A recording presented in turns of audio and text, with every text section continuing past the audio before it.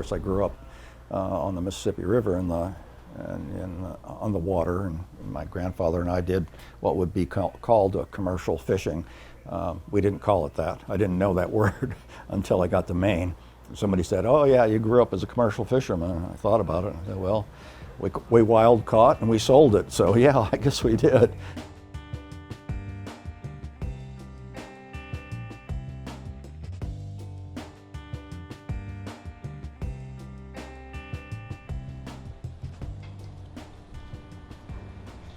My son Matthew, my daughter Anna, and I, we own Bangs Island Mussels, an aquaculture farm. And we grow mussels, and we grow seaweed, we grow some scallops. So we use rafts to grow mussels. The rafts hold ropes that hang in the water, and the mussels grow on those ropes. Each raft is 40 by 40 feet, which means it's only taking up 40 by 40 feet of the ocean surface, and we can grow a really incredible, almost a cube of biomass underneath each raft. The way we grow mussels is physically demanding. There's no doubt about that. One of the reasons for that is it allows us to grow mussels that are different and we think better than other mussels out there.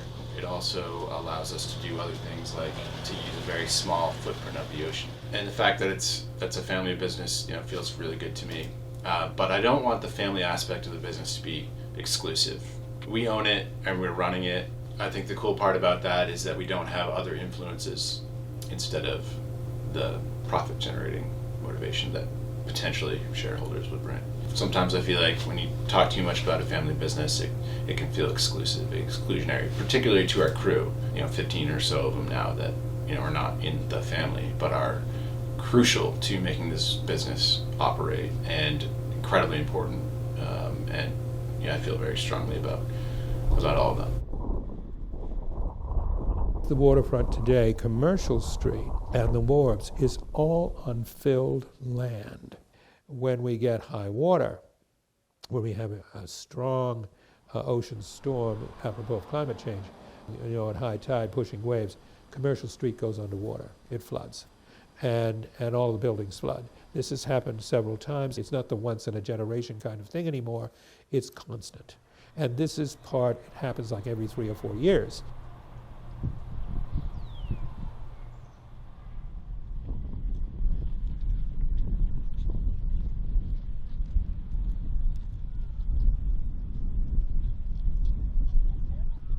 Bangs Island is supporting what has already been there and perhaps bumping it up a little bit, even though it has declined so much.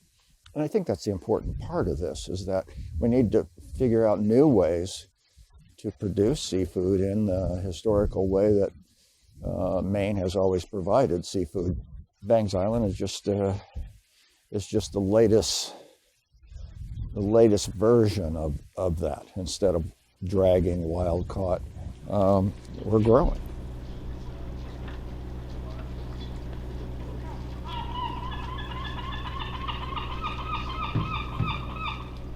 I don't think we've ever had anyone with actual mussel farming experience. A lot of people find it enjoyable and they think they want to work here because they like to be on the water, is what they're ultimately looking for. They really want to get some water experience.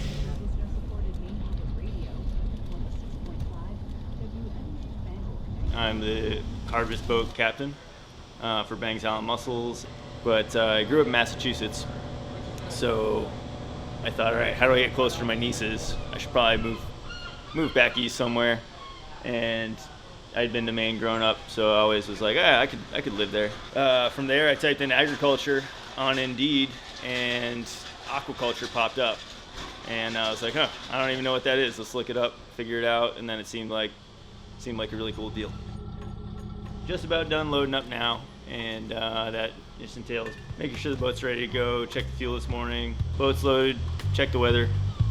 Should be a good day out there.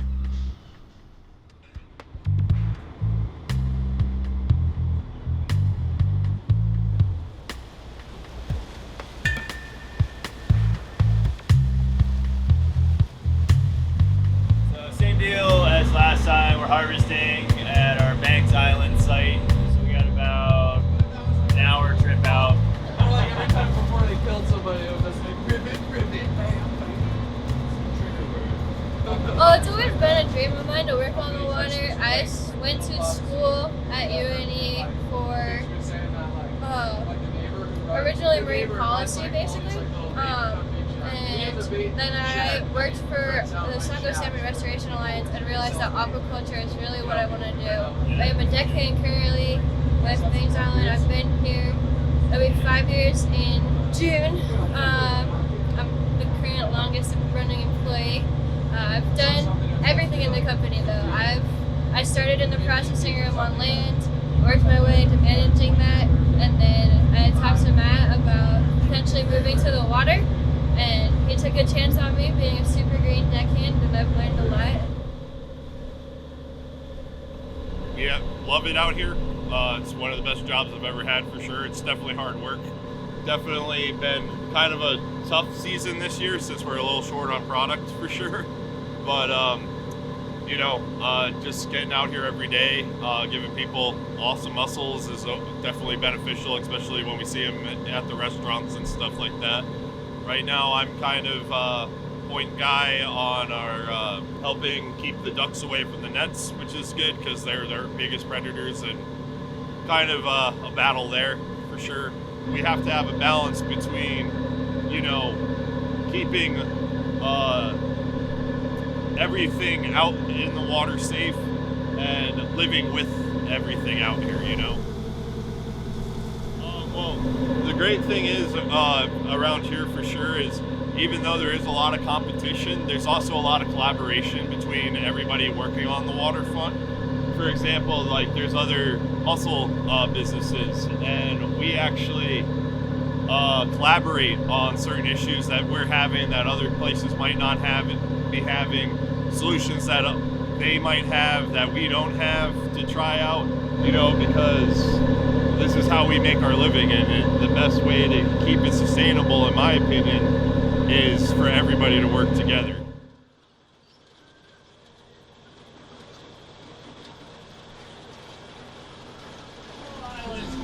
This is the original site too. This is Bangs Island in the background here.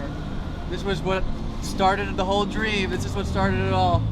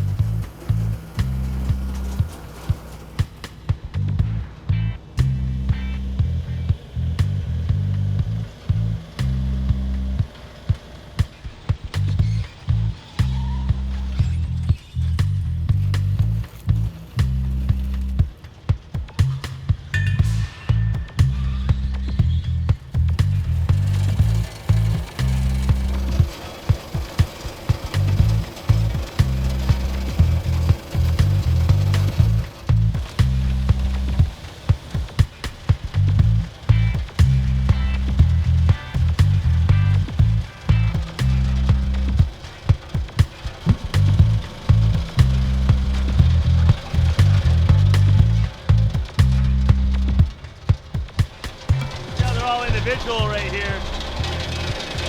When they come up, they're all together in a clump. And that machine that is called the declumper, it takes clumps and it declumps them, makes them not clumpy anymore.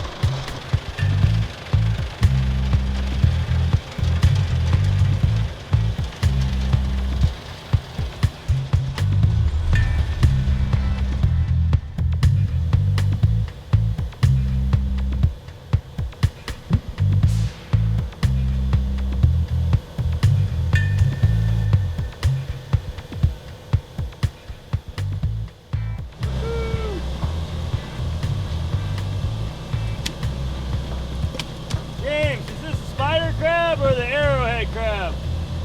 They're the same thing. They're the same thing. How about that? It's an arrowhead, the name, but it's a spider crab.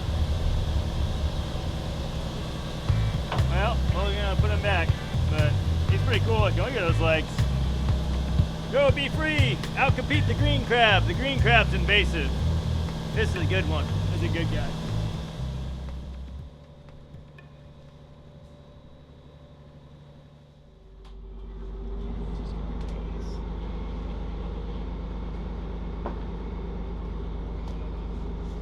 Really try to pick through just the best mussels, you know, right place, right time. And I wasn't sure if we would be able to with the wind out of the north. We're kind of taking it on the side of the boat, but it worked out well. Really textbook harvest, nothing broke, which is amazing. Expected.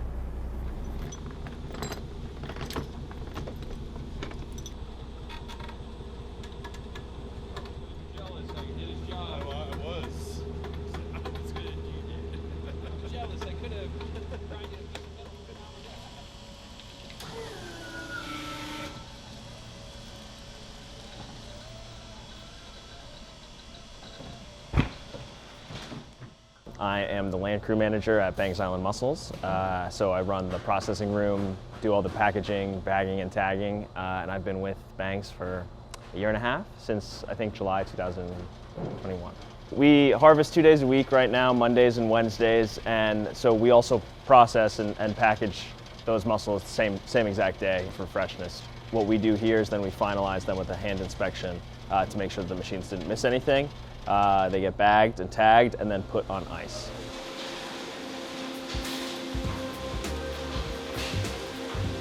And then we have our debisser, which basically pulls the bit of the mussel.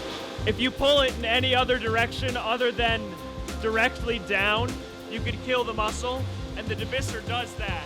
And so instead of having to do that all by hand, it takes out that step. Then it gets graded on a set of rollers there, trying to filter out size, and then onto the line for a hand inspection.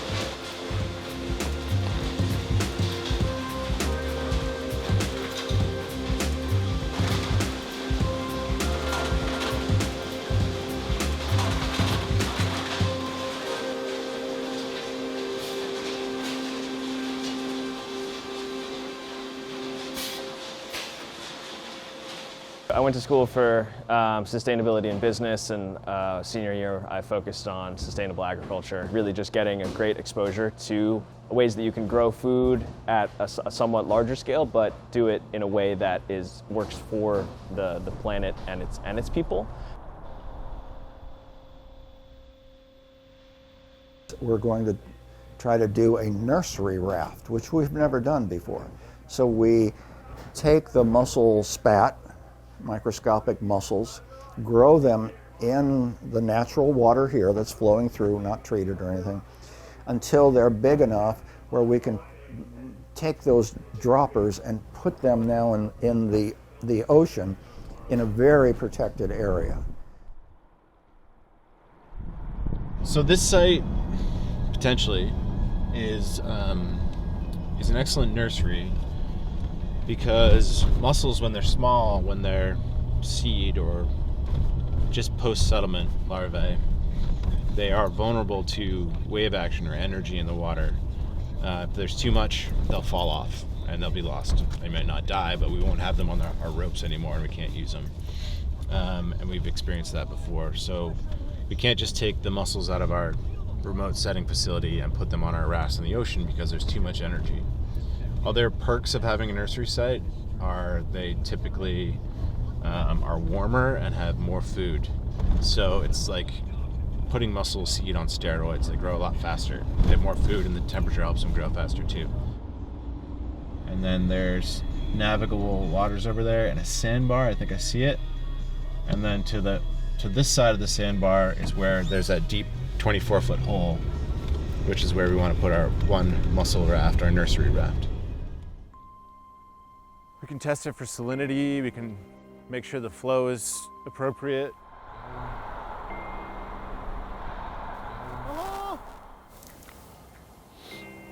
Oh yeah, that's a mussel.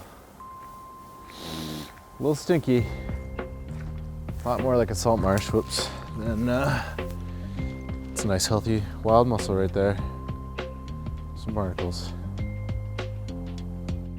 And a nice tire here. Full of live mussels, which is great. A little artificial reef. This is great. This is amazing. This gives me hope.